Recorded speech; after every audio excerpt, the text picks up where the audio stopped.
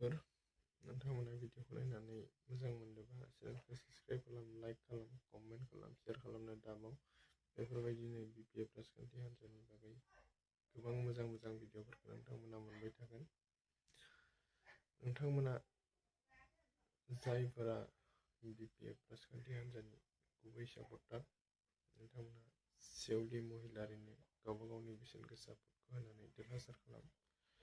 मानो होनबा दासान्दि UPPL हान्जानो भट होनाय माने जोंनि गावबा गावनि बेसेन गोसा भटखौ सिलिंखार खालामनाय बा नस्थ' खालामनाय।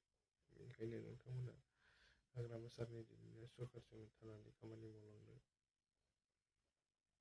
नाजा आरो इयुनाव हाग्रामा सारखौ नोंथांमोना BTCनि चिफ महरै आरो सेवलि महिलारिखौ आसाम बिधान सभानि MLA महरै लाखिनो नाजा। इयुनाव जों बर'फोरनि जोबोद मोजां जौगानाय जागोन।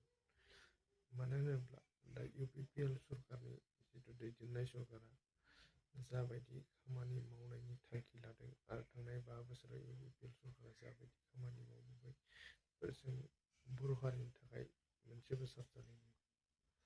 नोंथांमोना साननानै नाय, बिथांमोना गाबोननो जुदि पावाराव फैफिनोब्ला जों बर'फोरनि सोमोन्दै, बर'फोरनि थाखाय बिथांमोना जेबो खामानि मावनाय नङा।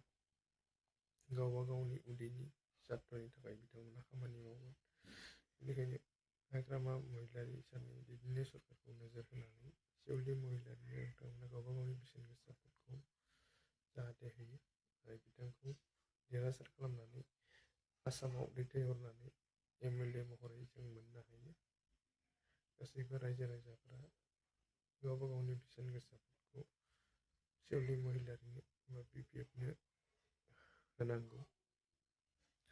जाय बिथां सेवलि महिलारिजों लोगोसे गसंथेदों, बिथाङानो जाबाय लरेन्स इस्लारि। बिथाङा अलरेडि सासे MLA आरो बिथाङा जों बर'फोरनि थाखाय एसेबो जौगानाय खामानि मावनो हायाखै, जायखौ जों नुनो मोनदों। बेनिखायनो नोंथांमोना सेवलि महिलारिनो गावबा गावनि बेसेन गोसा भटखौ हो। जय BPF, जय